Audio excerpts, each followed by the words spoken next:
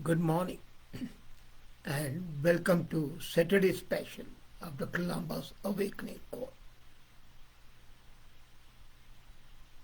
Indic philosophy differs from others in a major manner, and that is it's rich in the usage of metaphors and analogies, and that it uses them to explain difficult concepts in a very simple, comprehensible manner. Epics like Ramayana and Mahabharata, scriptures like the Upanishads have resorted to such examples, and they want to illustrate those ideas, profound as they are, through various human characters, symbols, and so on. Now, metaphors are commonly used to help one understand a concept which otherwise explained in the normal language would be difficult to comprehend. These metaphors, used by the Indic theologians and philosophers, and then now by all the creative people, help understand a specific point to clarify doubt about the underlying concept. And they should not be analyzed beyond that, are construed as the totality. That's a limiting factor. They explain, but they are not the totality. And these metaphors commonly present in Indian philosophical literature all the time. If we look at it, it shows us that this use of the metaphors makes the message clearer, more profound, easily comprehensible even to the modern people. And then Indic philosophy ranges from the traditional writings like Upanishads or modern celebrations or Ramayana and Mahabharata, which are deemed to be absolutely epic holy books. One metaphor that you'll see getting used to in Upanishad is that of a rope, which can easily be taken to be a snake as understood. It is seen as a rope where there is sufficient light, but if the light is not there, then someone can be fooled to take it as a snake. Now, this concept has been used in the Upanishads to help understand the principle of Maya, which is illusion. And that illusion distorts one thing and makes one believe it to be something else, as you can't see clearly this rope and you think it's a snake. And then if you don't understand it properly, you miss the desired insight on that topic. Another metaphor that's commonly used to understand seemingly different things are based on the simple things like, for example, waves, bubbles, foam, waterfall, and water flow. Now, all these are the different forms of the water rising, falling, flowing. And the comparison, the metaphor used is ocean. But one of the very interesting metaphors is Gataksh, the inner enclosed space of an earthen pot. Now, Gataksh is an earthen pot, pitcher, to store water, and it's more due to the inner closed space than the pot itself. Can you believe it?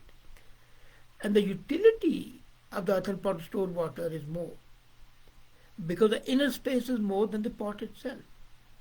If you look at the volume, so sometimes the omnipresent principle is compared to that of Akash, that's the sky. In that case, this Gataksh is considered as an individual living being, and what the sky exists outside you. You are enclosed, you are inside. And due to the existence of the earth pod around you, this cosmic life, you understand it. Now, this Gataksh doesn't really come into existence to take birth when the pot is made and doesn't get destroyed when the pot is broken. It exists in reality all the time, and it was there even before the pot was made. Now it has been enclosed in the pot. So that is life. Your life and your death do not matter as far as the cosmos is concerned. Now, while describing how one thing can give rise to so many things, has different uses. And that, for example, you say, he's 24 karat gold. You don't say it's pure, that's not enough, sufficient. And the gold can be used in ornaments, which decorate fingers, rings, necklace, and so on. Now, the axiom of karma is often described as a good deed, and it's done with the favor, and the bad deeds get eventually bad. So the first Upanishad are Ishwaras. Ishwaravasya has a beginning shloka that describes how giving rise to the seemingly endless uniform, and the universe remains the same. So one person dying, one nation dying, one country dying doesn't affect the creation. It's a well-known concept of infinity, and simply states that even after subtracting infinity from infinity, the balance would be infinity. And that explained by the metaphor, the picture explains it. And now there are two outstanding examples, which each one of you would be familiar. They are the chariot and the golden deer. They have been used in Katha Upanishad, and they have been used in Ramayana, and they have been used in Mahabharata. In Katha Upanishad, there is an attempt to describe the human form as a chariot. And who are the horses? Your senses. Mind is the rein you control. Intellect is the charioteer, and passenger is yourself, an ordinary person. Not a person by itself, but the soul of a person. Now this metaphor shows that human being soul is not a part of the body, it is in body. Then the senses, mind and intellect, just as the passenger, are separate from the chariot, horse, rein or charioteer. The path travelled by the chariot and its surrounding are the sense objects. This is a natural tendency of the mind and senses to get attracted or be repelled by the sense objects. And then the reins have to be there and the mind uses them. The intellect finally decides whether to overpower them or to control the mind, which is fickle and yields to temptation. And Katha Upanishad concludes that he who has understanding of the driver of the chariot and controls the rein of his mind reaches the end of the journey. And the end of the journey is supreme abode of all prevailing. Now imagine, you tell the person to control the sense, he won't. But you tell him, look, you are in a rath, you are in a chariot, and the horse is galloping. If you don't pull the reins, they'll take you down the abyss. And then this explanation of chariot is made more clear in Mahabharata. In the final war, Prince Arjun is sitting as a passenger on a chariot driven by Krishna. Arjun could have anyone among skillful charioteers available, but he chose Krishna because Krishna has intellect. And his intellect replaces limited intellect of Arjun. Arjun himself represents the individual soul surrendering to Krishna, the ultimate. And a different and a stranger metaphor for the self is found in the other text as well, like in Rig Veda and Shvastra Upanishad. And this metaphor you read as two birds joined in friendship embrace the same tree. One eats his figs, the other watches without eating. This is from Rig Veda, Book 10, verse 164.20. So two birds are friendly, they are in the same tree. but one is just watching, the other is reading. This is a complete different metaphor, likening the self to the image of two birds. Yet here again, the individual is divided in two psychological constituents: the agent, who is eating the fig, and observer, the consciousness. Even more fascinating is what I talked last week about Jam, the lord of death, and Nachiketa. And then the whole Kasaupanishad story is based on that. The verses are enigmatic to modern reader. But its reference to the chariot and the child, Nachiketa and Jam, are somewhat clarified by the consideration of the metaphors used. In the many-leaved tree in which Yam drinks to the god, the father possessing wealth, offered it to our ancestors.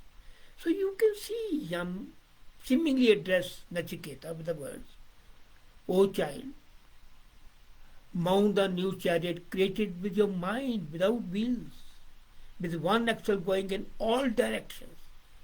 And that is from Rig Veda, book 10, verse 135. This correct chariot metaphor is absolutely useful, and you see the same as being presented by Plato in Phaedra, which was a source of inspiration for Wallace Stimmer. Then Socrates presents a metaphor which is superficially similar, although quite different in detail. Now Ramcharitmanas deals with the dangers that arise when an individual soul tries to distance itself from the universal soul. This is the description of golden deer when Sita is attracted by it. So Maya attracts. So Ram goes in search of it, leaving her behind. And when Sita is alone, devoid of the company of Ram, if we are away from the God, then she is affected by Rama. We know that after marriage of the divine couple, Ram and Sita, they shifted to the forest, and Sita representing the human soul, the individual soul. They were absolutely in a state of bliss till the deer came. And the deer is a metaphor for Maya, the illusion. She gets possessed by this. And Ravana represents the dreadful ego.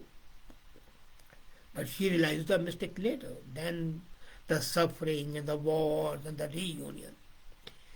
But the reunion is bringing back the individual soul to the company of the universal soul.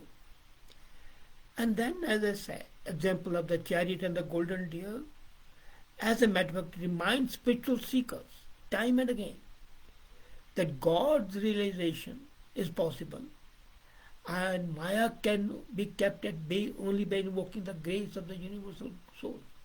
So these metaphors of chariot, of golden deer, of water, even of cotton, which are, if you calculate, hundreds of them, but they are taken from the common life, with which common people are familiar. They do not become the principles enunciated in the philosophy, whether it's Ramcharitmanas or whether it is Mahabharata or the Upanishads, do not appear obtuse. They appear and look as if they're common everyday happenings, and we can relate to them. If a philosophy is presented in an obtuse form, then it's incomprehensible and people live it. But if it is presented in a form which is comprehensible and which relates to your experience, then it's accepted. And then the philosophy becomes and attains the stature of a scripture. Can you believe it? Gita essentially is a philosophical book, but it attained the status of a scripture because it relates to the common people.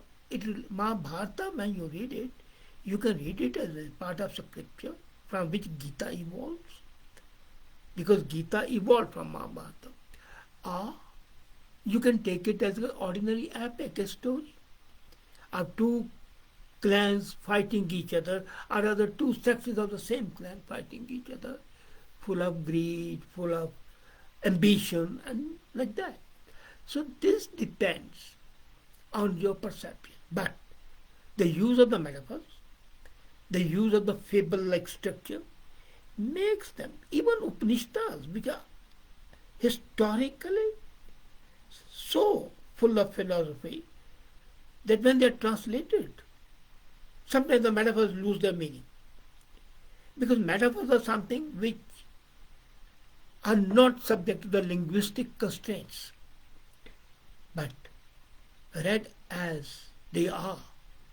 They, in fact, are the embodiment of the philosophy, and these metaphors enhance the meaning, as I said earlier, apart from making it comprehensive. There are two aspects. One is to make them comprehensive, and the other is to enhance the meaning, to deepen the understanding. And the Indic philosophy uses these metaphors to meet both ends, to make them susceptible to the common people and make them easily comprehensible. In fact, if you read the Puranas, the Upanishads, from this point of view, as a part of the cosmos, and you as an individual in that cosmos, in that picture, the picture, whether it's broken or not, you are still enclosed in the space. And the ultimate goal is union with the ultimate creator, where you really achieve moksha, the salvation. And these metaphors make that meaning clearer, comprehensible, and the image is sharpened. Look at the beauty. Thank you.